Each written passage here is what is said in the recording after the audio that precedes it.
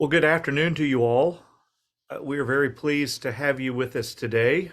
Welcome to this special webinar hosted by Baylor University Press. My name is Dave Nelson. I'm director of Baylor University Press, and today we will be hearing from English author and poet John Greening. Last fall, the press published this wonderful book, The Interpretation of Owls, Selected Poems 1977 to 2022. And we'll have a flyer. The flyer was up on the screen moments ago. We'll have more information later to ensure that you are able, here it comes right now. Information is there to show how you can purchase the book at discount. To introduce our special guest this afternoon, I'll turn things over now to my friend Kevin J. Gardner, who edited The Interpretation of Owls. Kevin is chair of our English department and also chair of the University Press Committee here at Baylor. Kevin? Yes, thanks, Dave. Appreciate that very much. Just want to say a quick welcome to everyone and thank you for being here today. It's my pleasure to introduce John Greening for a reading from his new collection, The Interpretation of Owls. And like Dave, I'm going to show off my copy as well. What a glorious publication this is. A beautiful job. Thank you to Dave and the Baylor University Press for producing such a great book. John is one of the most accomplished and recognized of contemporary English poets. Over the past 40 years, he has published 24 original poetry collections and chapbooks. He is the recipient of numerous awards, including the Alexandria International Prize, the Chumley Award, the Bridport Prize, and the TLS Centenary Prize. He has been a Hawthornden Fellow, a Fellow of the English Association, and a Royal Literary Fund Writing Fellow at Cambridge. He has reviewed poetry for the Times Literary Supplement since the 1990s, and he regularly judges the Society of Authors Eric Gregory Awards for Poets Under 30. John's poetry reflects the many places around the world where he has visited and lived, including Aswan, Upper Egypt, where he and his wife Jane were volunteers and teachers, Arbroath, Scotland, where he taught Vietnamese boat people, Clinton, New Jersey, where he lived and taught on a Fulbright exchange, and Hounslow, where he grew up under the Heathrow flight path. For many years, he has made his home in the Cambridgeshire village of Kimbolton, where he taught English at the Kimbolton School. John is the author of numerous essays and scholarly studies in modern English poetry. He is the editor of Edmund Blunden's lyrical memoir, Undertones of War, published by Oxford University Press, and I am delighted to have served as his co-editor on two anthologies. The first, Hollow Palaces, an anthology of modern country house poems, and the second, Contraflow, Lines of Englishness, which will be published a few weeks from now. It was an extraordinary honor to be asked by John to edit The Interpretation of Owls, his first selected edition since 2009. One doesn't take on lightly the work of a living poet, but our collaboration was one of the most enjoyable and fulfilling projects I've ever engaged in, not least because John, most inexplicably, trusted my vision for the book, the section themes, and the selection themselves. And it was an immensely pleasurable editing experience as it allowed me to read John's poetry systematically, volume by volume, and truly immerse myself in the extraordinary language and vision of his poems. The Interpretation of Owls represents perhaps a fourth of his total poetic output so far, and we are fortunate today to hear him read 20 or so of his poems. Before I turn things over to John, just a few housekeeping items. For this Zoom event, your mics and videos are disabled for the entirety of the webinar. Only the hosts and panelists will be seen and heard. Nevertheless, we'd like to have a better sense of our audience, so please use the chat feature to write in where you are watching from. If you would like to hide any of the panelists who aren't actively speaking so that you see only John, you can click on the Hide Non-Video Participants option in the video panel at any time, and then you'll see only John. Also, you are invited to submit questions and comments in the chat throughout the reading. I will screen these, and at the end, I'll moderate a Q&A for about 15 to 20 minutes at the end of the reading. Make sure when you submit your questions or tell us where you're watching from that you use the chat function rather than the Q&A function. And with that, I'm delighted to turn this over to John for what will be a very entertaining reading. Thank you so much, Kevin and Dave before that, and wonderful introductions. Thank you so much. And thanks to Baylor for organizing this and all the staff there, and for producing such a lovely book. I'm shamefully proud of it. But let's start with a poem that in many ways brought us together, a poem set in Little Gidding, which is just a cycle ride away from where we live in Cambridgeshire. And Kevin included this in an lovely anthology he edited of poems about English churches. So it seems a good place to start. There's a little nod to Larkin's church going in the poem. At Little Gidding. Caught in the space between Christmas and New Year, idly wondering about Huntingdonshire churches, who uses them now? Are we even closer to the fulfilling of Larkin's prophecy? When the man in the 4x4 attempted to winch off the lightning conductor from Little Staunton Spire for the copper, was that the beginning of the final act? Iconoclasts move beyond stained glass and altar screens. They strike at Michelangelo's very finger and bring down the roof. We snub the churches around us and they ignore us back, though on my bike before Christmas, I reached Little Gidding and found the chapel unlocked. Not a soul, the community gone, a page of signatures and Eliot on the wall. A bell, no steeple, nothing for thieves or lightning, but something as shocking struck me as I put on my cycle clips again and rode home to wrap up Your Present, that book by Richard Dawkins. That's a present for my wife Jane, that book, in fact. Yeah, I put you chapel there for the rhyme, but I think technically it's a church, but the people at Little Gidding didn't seem to mind. Cambridge is not great for walking. I'm a keen walker, and in this opening section of the book, and Kevin arranged the poems thematically, which was fascinating to me. All my previous selecteds have been chronological. So one of the poems he included was called Walking, and this is set more in the Peak District, where, in fact, my sister lives, and this was after a walk near a place called Eyam that I wrote this poem, Walking. You scroll on to the next poem, do you think? Yep, it's on page 30, I believe. Walking.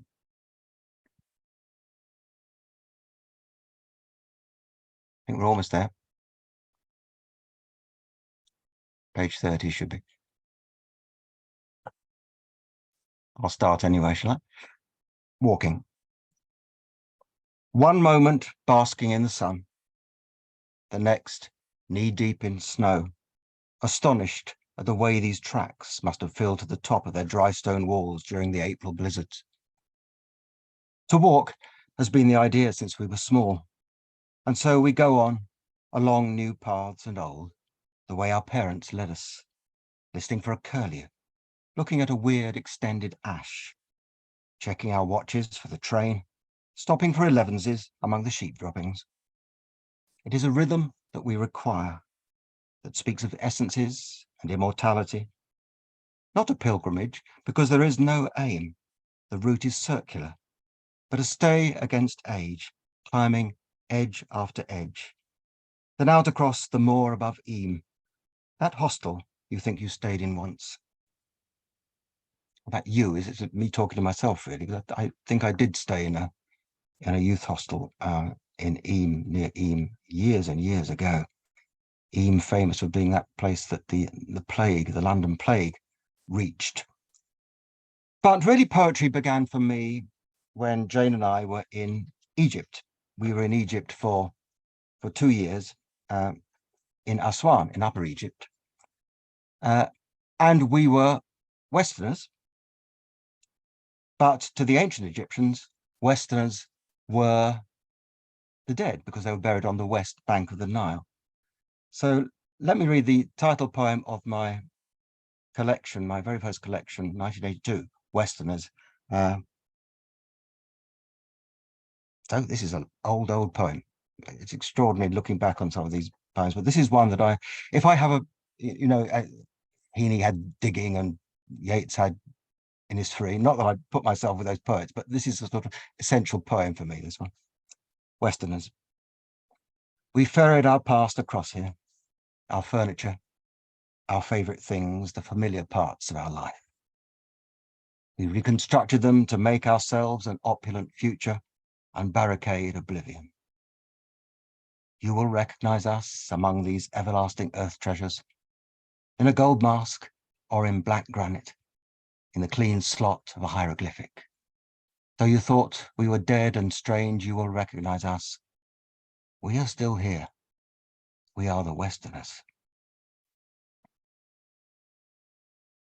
The whole Tutankhamun story, I put in a later book called the Tutankhamun Variations, because it was such a complicated story. And Kevin salvaged some of the poems from that for this selected. So let me read the one about Howard Carter, called Carter at Swaffham. Now, Carter was a Norfolk lad from humble background, as this poem suggests. He was very good at painting, and he used to paint the pets of the local aristocrats. Of course, that skill came in handy when he was an archaeologist, because he could draw and paint all the things he found. But I just wonder what those aristocrats thought of this young upstart, really. So Carter at Swaffham. We know him. It's the Carter lad who painted dear Lady Amherst's lapdog and the vicar's old bull terrier, quite without schooling, son of our gamekeeper's son.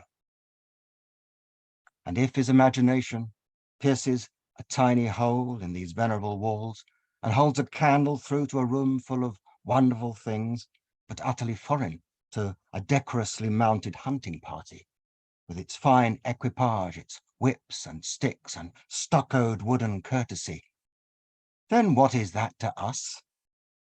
Tally-ho and on towards the 20th century. Let the boy be content with keeping trespassers from our noble pile, or immortalize our ailing golden retrievers. Well, when we came back from Egypt, we wanted to do something carrying on in the spirit of volunteering. We went out to Egypt as volunteers, and we taught Vietnamese refugees in Scotland, in Arbroath, a place we talk about so often that our daughters, Katie and Rosie, who are out there, I think, they thought that the expression in Arbroath meant in our broth, meaning in the past sometime. But no, we were in the place, Arbroath. And we got quite friendly with the refugees, and I wrote a few poems about them. And I was reading a lot of Chinese poetry at the time. So this one is about one of the refugees called Sai Mui. And it's rather in the style of some of those Chinese poems that were fashionable at the beginning of the 20th century. Sai Mui. Sai Mui is embroidering. Her eyes point, enters a wooden O. Her breath swells a small stretch of cotton to a silken bird of paradise, a silken tree of heaven. Silk wings on a green silk moth. Sai Mui is embroidering. The shapes blow from her home, ripple her smile, make her fingers gently quiver. The silkworm weaves with a slow and circular exactness, and the green moth comes to leaf. But not all subjects for poems are so tranquil, particularly when our cat is involved. So that poem was from the early 1980s. This is much more recent. This is 2017. And I've given it a particular date, 17th of October, because that's the day that the Hadron Collider was kicked into action. And it so happened that our Fred got into a cat fight on that day. So I had to call it Cataclysm. Higher, louder, the hum. A pair of stars colliding. It's in the newspaper. But this is coming from our Fred, who's seen a rival in the Forsythia. Circling, the neutered one, made gold by the morning sun, the black and platinum, still closer, spiraling inwards until violently they merge to a ripple through space-time that surges the length of our back garden, only to collapse, as I call him, into a hole in the hedge. I do write a lot about places and the local area particularly. There's not only Little Gidding that we're near, there are other Giddings are available, one of which is Steeple Gidding. So this little poem is after walking with Jane around Steeple Gidding, and we came across a chap doing using a metal detector. And this poem does rhyme. Actually, a lot of my poems rhyme, but they're often hidden away, the rhymes. So sort of little half rhymes you may notice in this. One of the nice things about seeing the poems is you can sort of see these little tricks being played out on the page. So let's have a swig of water at Steeple Gidding.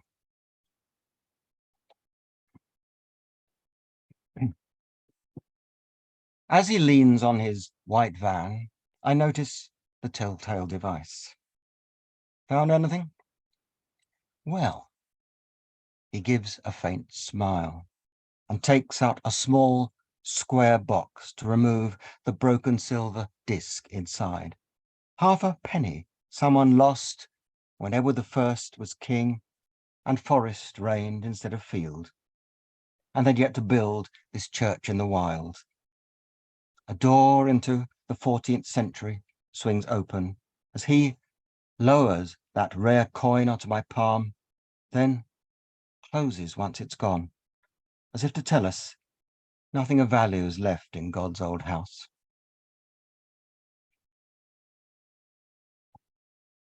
Well, as Kevin mentioned, I was brought up in Hounslow under the main flight path to Heathrow Airport. And I will say, if you're not lucky enough to be brought up in the Lake District, then you have to write about the airport where you grew up. Penelope Shuttle and I, and I think Benny's watching tonight, collaborated on a huge book of poems about Hounslow Heath, which lies beneath Heathrow Airport. And the poem that started all that, it's on page 163, in fact, Heathrow. Have I missed one out? Have I skipped a poem? I have. We'll come back to the Heathrow. Let's skip on to trouble with this big book. It's a wonderfully big book, Kevin. But I lose my way amongst the 400 pages. So we're on to 163 Heathrow now because I skipped a poem. Sorry about that. Yes, so Heathrow was originally just Heath, and there was one village there called Heathrow, 2 words. When they laid that first runway, they discovered the remains of a Druid temple, apparently. There's a reference to that in this. It's a poem that works backwards, as well as being one sentence, pretty much. Let's read this, and then we'll come back to satellite afterwards. Heathrow. A jet tips tail first towards the runway, where the tarmac has started to gleam and steam and peel itself back, revealing hardcore, then gravel, then loam, then clay, a flint flicker of glass powers into bulbs, beanstalks to shoots, sails slowing to ungrind wheat from manchet, to heath that is bog, that is scrub, that is forest, clearing, so a sarsen can now rise for this reverse procession of darkening beards, where blood is uncongealed into a newly membered body, led below deramifying mistletoe on oak trees that have begun to shrink to nothing but thunder followed by lightning, and an uppour to the horizon of ice fronts, advancing, retreating, as the earth shudders, floods, howls, ignites. And it's just on the previous page is the poem that I overlooked, and it's got the same sort of suburban feel to it, really. This is me being a bit of a grumpy old man. I wrote this in the 90s, and it's a poem about England, really. As Kevin mentioned, Kevin and I are editing an anthology of Englishness, and Kevin persuaded me, as it were, to include this in it. So this is quite a formal poem. It's in rhyming couplets. I veer between free verse and quite strict form at times. So it's called Satellite. It's very much it's got an 80s feel to it, or 90s feel perhaps, but slightly longer than the poems I've read so far. A dish points outwards from our outside wall to what we cannot see. Stars that know all more clearly than these nightly movie greats the fate of earthen empires. The new estates that blinker us from crystal ballroom spaces, haul us on in their fiber optic traces, plough constellations. With a flash of shares U-turning, leave the great and little bears extinct, and gilt-edged bars of progress furrowed down the land's face. All that we have is borrowed. Museums full of stuffed trophies slowly decaying, territories that tick.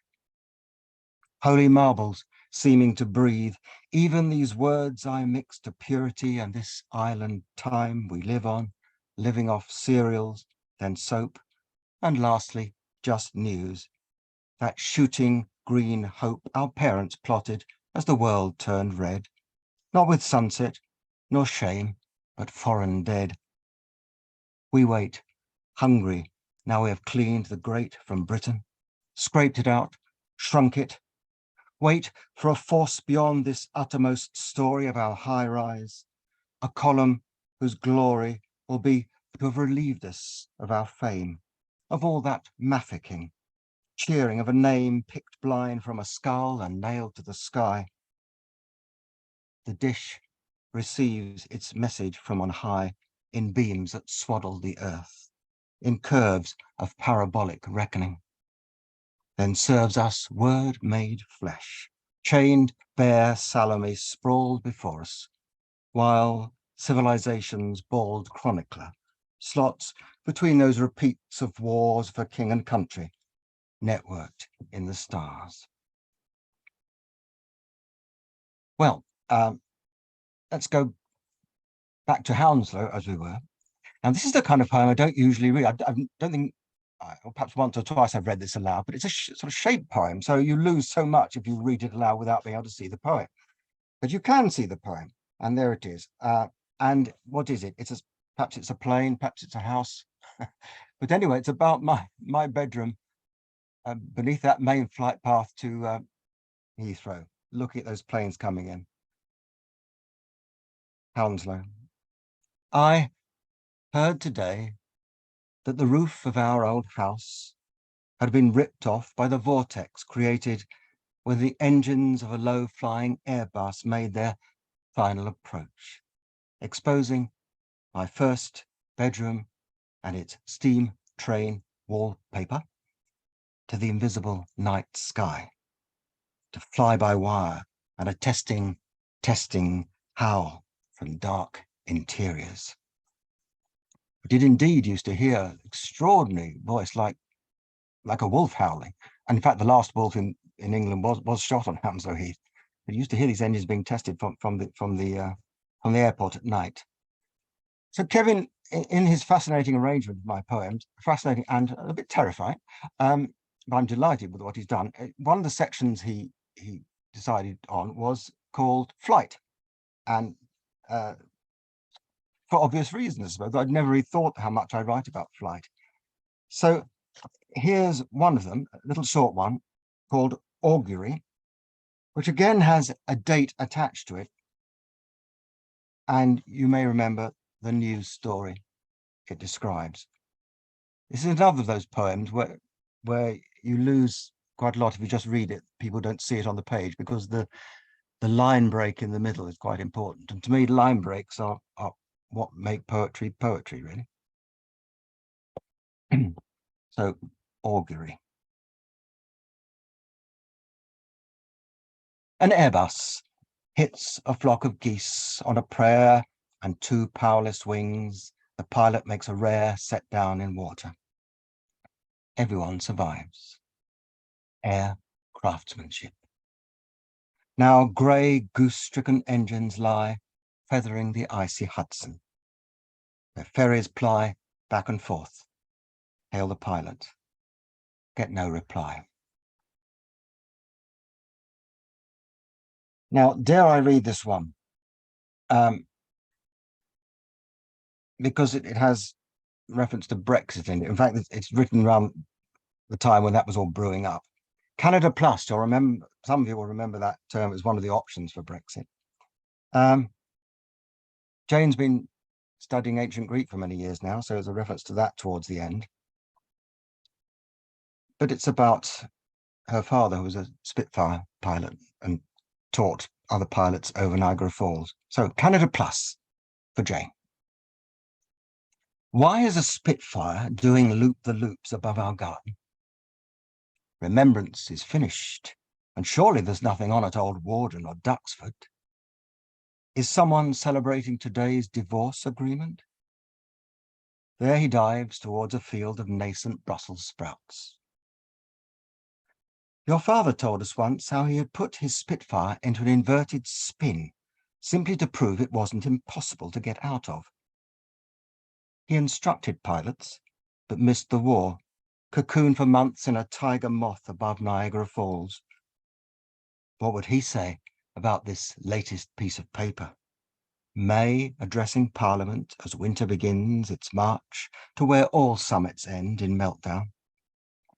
And what do you say? Studying the frogs of Aristophanes intently, while the offstage chorus goes on chanting Brexit. Well, let's stay at Niagara Falls. Some of you may know I wrote a long, long poem about the composer Sibelius, The Silence. When I wrote it, I knew it was too long and I had to cut chunks out of it, many chunks. But Kevin, I salvaged some, and Kevin included one or two in the book here, which pleases me immensely. This is about Sibelius's visit to Niagara Falls at the beginning of the First World War. Sibelius in America. He looks at the Horseshoe Falls, the American Falls, and is lost for words as the Maid of the Mist sails round and round, if he could only convey it. But no, it is too solemn and vast for painter, composer, or poet. It outreaches humanity. It plays unhearable, unbearable chords, repeating and repeating in its thundering undertones simplicity, modesty, as the man in the white flannel suit, unspeaking, boards a ship for home and passes icebergs and hears how a certain prince-ship shoots the Archduke. Behind him, caviar, acclaim, supremacy. So this is from the American section in the book. And I'm pleased to say, I think my old friend from the days when we were in New Jersey, Mike Petrus, is out there listening. So I want to read a poem that I wrote for him after we went on a walk in the Delaware Water Gap and encountered a black bear, called On Chief Tamenund's Mountain, for Mike Petrus. An empty Bud Light dropped where the leaves are dropping these last days of September. Taking it by the scruff of its plastic cross, you curse the bastard who let it fall. But then catch the feel of another, wilder shape in your hand. One stone picked from others identical. Only this hurled into the heart of a black bear or used to tear at its hide. You trail the throwaway down to where the cars and the trash cans are. But keep in your bag trees lumbering into blackness towards bareness, that permanently sealed vision of a lost way.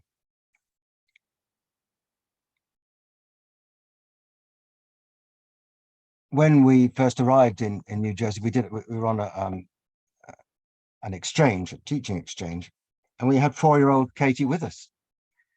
And when we did a tour of Washington, she did what 4-year-olds do and talked about everything. This is that poem. The title is a nod to Andrew Marvell. It's a poem, A Little TC in a Prospect of Flowers. This is all true, folks. Katie in a Prospect of DC. Outside the Oval Office, my daughter started to sing Humpty Dumpty. Then, at a rising black wall that dropped to a V, she stopped singing and cried for a flag of stars to wave past the dark windows of the Space Museum. On Capitol Hill, she chattered towards a life-size image of Jesus, was silent before the statue of the father of television, heard the floor whisper. But approaching Watergate, she pressed her investigative nose to the glass and broke in on our conversations again and again to report what all the king's men couldn't. Well, same Katie now has a baby of her own, who may be watching too. But having read one about Katie, I couldn't not read one about her other daughter, Rosie, a little poem I wrote when she was on the road to Prague. Again, that title is a little nod towards a book by Murica, Mozart on the Road to Prague. Rosie was on a choir tour in Prague just before Christmas. Rosie on the Road to Prague. It's -1 here, and minus much more in Wenceslas Square, where snow lies deep and even the drip of her texts in our sleep makes an icicle. The piteous call of St. Nicholas Bell across the frontiers is nowhere so fierce or lovely as hers. Rose is a Sylvia Plath fan, so this little poem about Sylvia Plath, which I wrote on the anniversary of her death. The snow flies in all directions, but doesn't settle, elusive as reputation. We all need a page to write our names on. Yours is on Primrose Hill, where Yeats left his chalk mark, and children who have never heard of either of you long to make a snowman. It's half term. Those who were born that day are announcing their half-century on Facebook, a blue plaque in the cloud. Your sylvan rides turn to slush, pavement grey, until the next fall. 1 year in 10, there's such a winter. Warm yourself at the editorial bonfire. Watch the dying art of hedging and ditching. Forgive the crystal deceptions and let Ariel go. Well, that's from a section called Words. There's also one about music. I'm very keen on music. And Kevin included this little one, simply called Field. Think of those artists who will never escape the shadow of one they had the bad luck to precede, who did it first, but not quite as stunningly as the name we now remember. John Field, for example, inventor of the Nocturne, who nodded off while Chopin opened the 5-bar gate and walked all over him.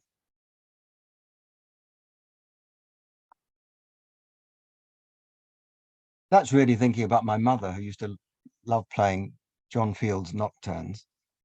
So perhaps I should read one about my father. And a sonnet, I haven't read a sonnet yet. I write quite a few sonnets, and with my friend Stuart Henson, published an entire book of them. So this is from a whole book I wrote about Iceland. My father was a radio operator, wireless operator in Iceland during the Second World War, in Akureyri. And this is about that. Final transmission in memory of Charles Greening. I'm sure you're listening, though your headset's gone, that wreath of wire and Bakelite, while I just have this iPod playing Wagner by the Berlin Phil from 1941 and peace of sorts. the wartime hiss and drones been mastered out. Each synchronicity and near miss, the love motifs, epiphanies, strange star, all gone with the draft. And none is free to piece it all together. Broken shellac and blunted thorn. We play at war with spin and soundbite now. We drop our smart lies on the bleak, bare facts you might have spoken. But you had learnt the code, had closed your ears to all our secrets, knowing them by heart. I think just two more poems. This is a little one, and one of the lovely things about doing this book was Kevin. I handed over all my writings to Kevin, and he chose pieces I wouldn't necessarily have chosen myself. Also, some that I thought nothing of, some that I'd almost just tossed away and thought nothing of. This is one of those, called Dornröschen, which is Sleeping Beauty in German. Just a little poem I wrote quite quickly about walking around the Cambridgeshire landscape.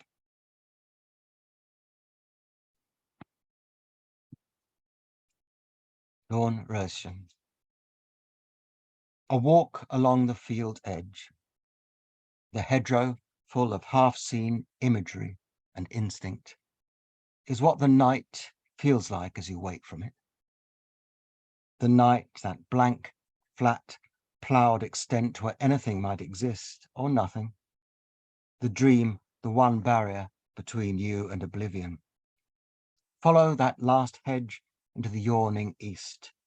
Follow its elm and ash, its blackthorn, hawthorn, briar, traveller's joy, and fruit-flowering spindle.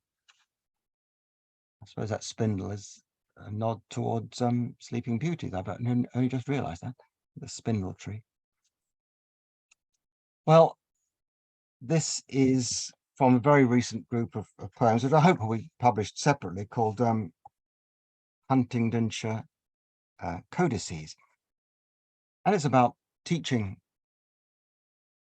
Well, not so much about teaching, it's about the place where I taught, which is the castle where Catherine of Aragon died. And funny enough, I was actually up on the top floor using a computer because it was better than mine. And I was typing up a draft of what I hoped would be an American selected poems. This was about 20, 25 years ago. Came to nothing. But this is a little incident that happened up there. And so I'll end with this poem. In the castle. Typing up on the top floor of the Tudor castle I used to teach in. Typing pages of old verse for some collection I dreamt of, trying to pass the late evening shift's long final hour. Typing on a better computer than mine, hoping to store the text on its hard drive. One page more of the dozens. It's a sestina for the 6 wives. Elaborate piece of artifice compressing their lives into 6 verses and an envoy. No one believes this place where she died is really haunted.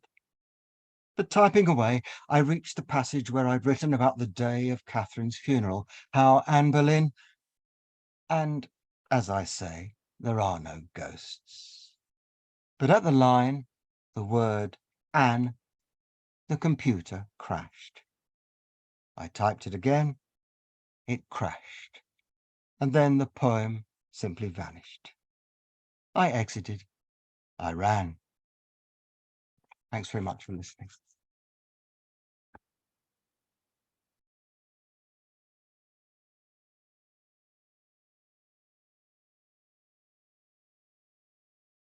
John, thanks very much. That was magnificent. Thank you very much. Just I like didn't to get, yes, I go didn't ahead. get I didn't get too lost as all. I'd just like to encourage anyone who has a question for John about any of the poems or about writing poetry to put that in the chat, and we'll try to get to those.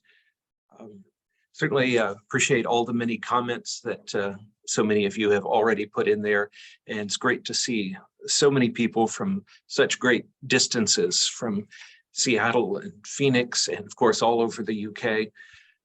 So thank you all. Well, While we're waiting for people to type in their own questions, I've got one for you, John, just to kind of get things started. Right. I was wondering if you could tell us how a poem begins for you. Is it with an image, a phrase, an idea, or is there maybe not just one way that a poem begins for you? It's a bit of a mystery, isn't it? And it's very often the business with poetry. I often say this when I taught students.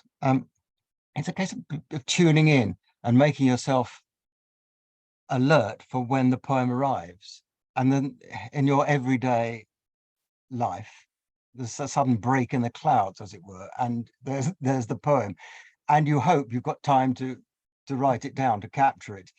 So always carry a notebook with you, or scribble it on your phone or something. So, but what it is specifically, it's a feeling in many ways. Though sometimes there's certain types of poem where you know where they come from, like where two things happen coincidentally, as with that Brexit poem, I suppose, where, you know, the idea of a plane going over, and it was a Spitfire, and that connects with Jane's father, which connects with Canada, and which connects with Jane doing Greek, which connects with Aristophanes and Brexit and the noise of it. So those things start connecting. So only connect, I suppose, is as Ian Forster said, is part of it. Sometimes it's an image, less often an imagery. Sometimes it's a sort of sound. What you don't want to do is sit down and say, I'm going to write a poem about my grandmother or something, because the poem will have other ideas and it will want it to be about something quite different. So you've got to there's got to be a bit of leeway in there as to what it is you're going to actually let it be about. You don't want to let the poem entirely take over. A bit like walking a dog, I suppose, or riding a horse, but you don't let it take over entirely, but you want to let it have its head to a certain amount, to a certain extent.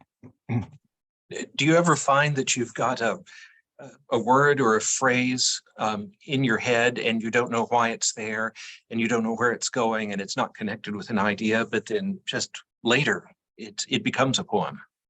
Yeah, and sometimes it's at 3 a.m. That happened when I was in the middle of that long poem about Sibelius. I woke up with the phrase in my head, "The forest believes in you." So I sleepily wrote this down on a scrap of paper, which I've still got somewhere, actually. And that did work its way into the poem somewhere. And despite all that cutting, you know, I cut the poem about almost half its length, and that section is still in there somewhere. So I think that's the first time that has happened so specifically. But yeah, it's when you're in that hypnagogic state too, that's a very good area, a fruitful area for poems, that sort of half asleep state. Good. Well, we've got a question here from Helen Right. Wood. Have you found your poems becoming more angry as you get older, perhaps less pastoral? Well, angry was that? I did. Yes. Yeah. Yes. I've always had an angry streak in me, and it's funny, the form often governs that. So that satellite already, there's a bit of anger in there, and I suppose is it because Alexander Pope wrote in that form, or did he choose it because it's good at being angry? I like satirical writing. I don't like just sort of tub thumping anger, the wild sort of poems of protest as they often are, which are a bit too wild. But I like cleverly fashioned angry poems, if you see what I mean. So Larkin was good at those. He's one about going, about the environment, very, very ahead of its time, for example. So yeah, you need a bit of anger in that. Am I getting more angry as I get older? No, I think it's a bit of both still. And it would be perhaps foolish to let the anger go too much. There's some poets whose work simmers with anger the whole time. R.S. Thomas, for example, even when he's being lyrical, there's sort of huge anger there. I don't think I'm quite in that category. Yes. It seems that if you've turned that anger into a very controlled and formal poem, that you've got the anger under control anyway, and so that the anger is almost opposed by the time the poem is finished. It's very good therapy for feeling angry. Yes, it's good therapy for many things, actually. That's right. Good. Robert Smith asks, is your poetic practice actively influenced by music and the formats of music? It probably is. I'm sure it is, because music is so important to me and I listen to music so much.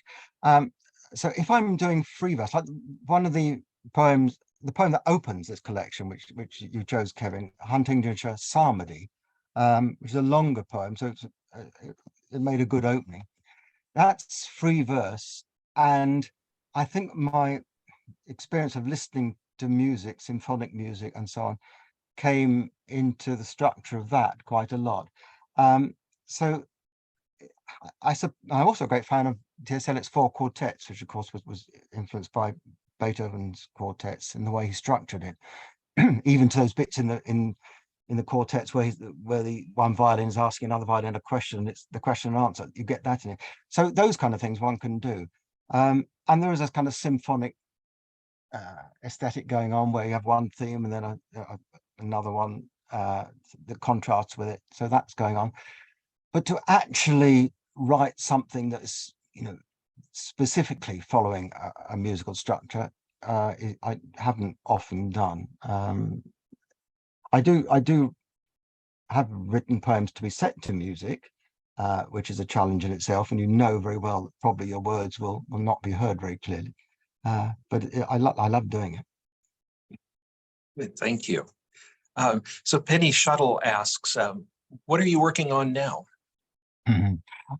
Well, we're working on an anthology. The last 3 or 4 months has been taken up by translating Rilke, actually, for the new poem Neue Gedichte I'm having a shot at, because James Heaney said that when you translate poems, they have to validate something in you, and I found that these poems seem to validate something in me, and whether they're any good or not, we shall see.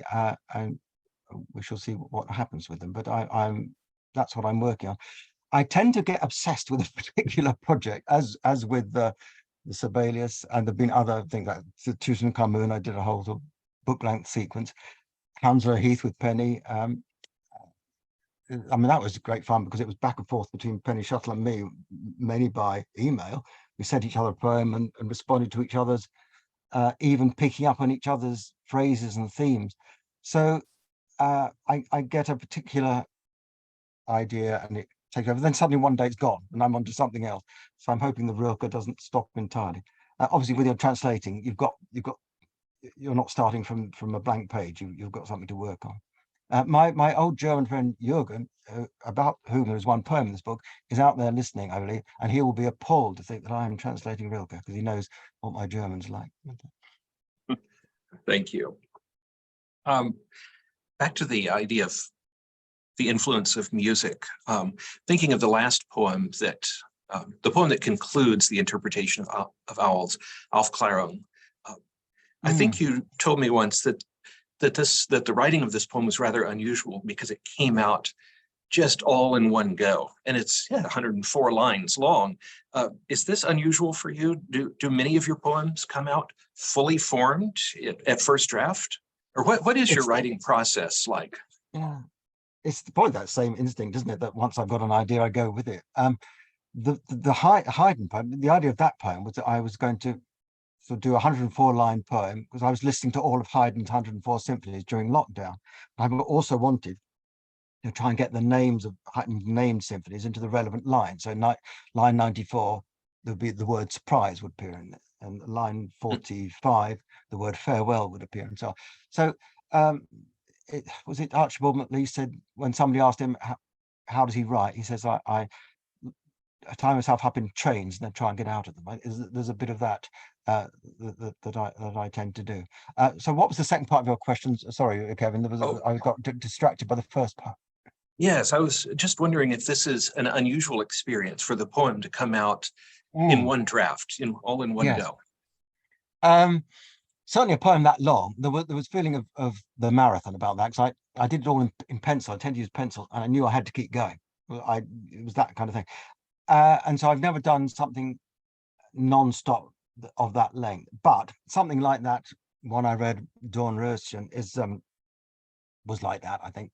And looking back through, I've occasionally done one of those things where you make yourself write one poem every day, just to get the juices going. And some of those poems come out like that at one draft. But the thing is, I will always then go and revise, and sometimes 20, 30, 40 drafts, but then come back to the original maybe. But you have to sort of go through that stress testing process in order to check that what you wrote, first of all, was, as the Germans say, echt. You know, it had to be the real thing.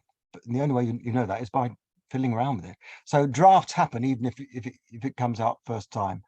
One is very suspicious of things that come too quickly, but sometimes they are the real thing. There's no doubt about it. And it's surprising the number of famous poems by famous poets, and you find out they were also written straight out. I think that's probably even true of Wordsworth's Tintern Abbey, actually. And he was on horseback, I think, at the time. Good. So we've got a question now from Nick Aldridge about poetic influence and the poets you admire. He asks, what poets do you wish you could write like? Or is it that you're always wishing that you're not writing like someone else? Well, that's for other people to decide. Eliot creeps in a lot. I sometimes wish I could write like Yeats. I wish I could write like Avon Boland and Denise Levertov, poets I much admire. Charles Tomlinson other times, though I perhaps write a bit too much like him already. Yes, you've got to be, you mustn't be frightened of being, you're going to be influenced whether you like it or not. So there's a lot of sort of poets say they're frightened, they don't read other poets because they're frightened of being influenced. Well, that's slightly absurd, because you've got to read. And in fact, a good way of learning is to try and imitate other poets.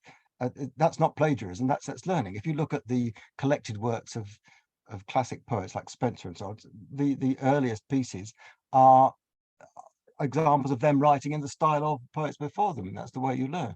So it's not plagiarism, it's a way of learning how to write. But then you've got to try and find your own voice, which for me, if it ever happened, I think happened in Egypt. I suddenly found, yeah, I'd been writing for many years before that, but it was derivative.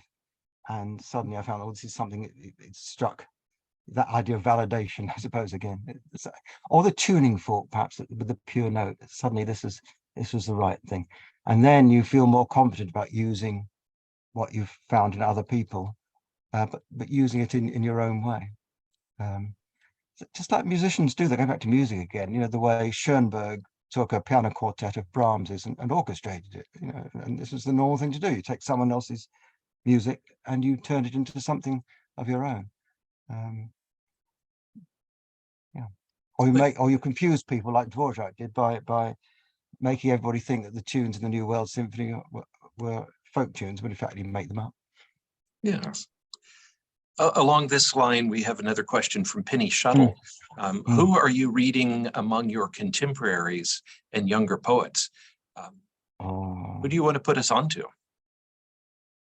It's keeping track of all the young poets. Who have I read recently? Holly Hopkins, I enjoyed. Tom Dastry, I've enjoyed. Rishi Dastidar, I've enjoyed. Zafar Kunial, I think, is an immense talent. We've got one of his poems in our anthology from his book England's Green. I think he's a terrific voice. One of the fascinating things about doing our English this anthology is the way so many Black and Asian writers are making Englishness their chief subject. So I think his is one of the best collections I've read recently. I assume he's a younger poet. I don't quite know how old he is, but I think of him as a younger poet, younger than me anyway. It's younger, at least in productivity. I don't know his age either, but he only has 2 collections out, I believe. Isn't that right? Yeah. No, that's been that gives me a chance to do a puff for our upcoming anthology. So it's called Contraflow.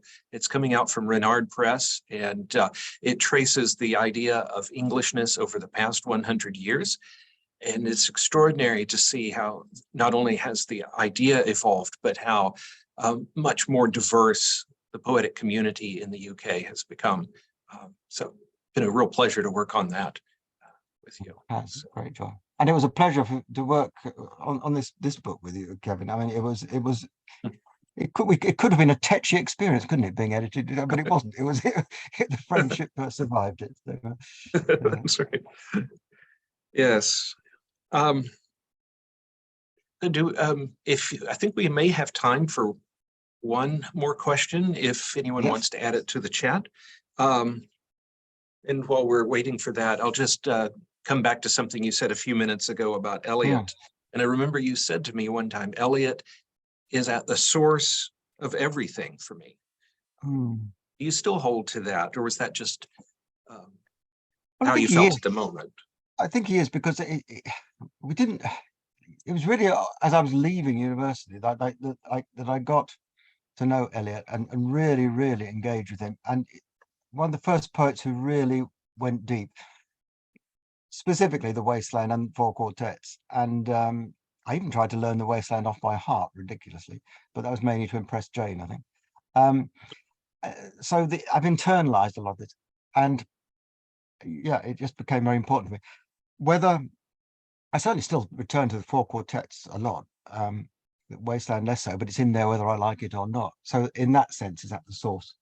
But maybe other poets I turn to more frequently instead of Eliot these days. I think there's a lot of contemporary poets who would say that Eliot is behind it all. Certainly Ted Hughes did, for example. Great. Well, thank you so much, John. This has been very enlightening. And of course, the reading was spectacular.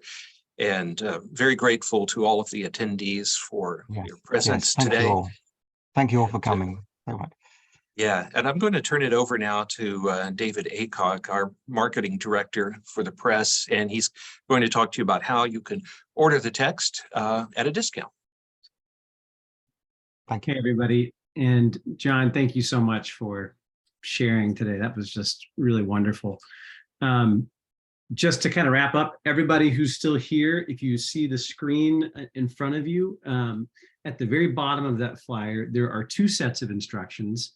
One for our North American colleagues and friends, and then one for our UK and EU-based friends and colleagues.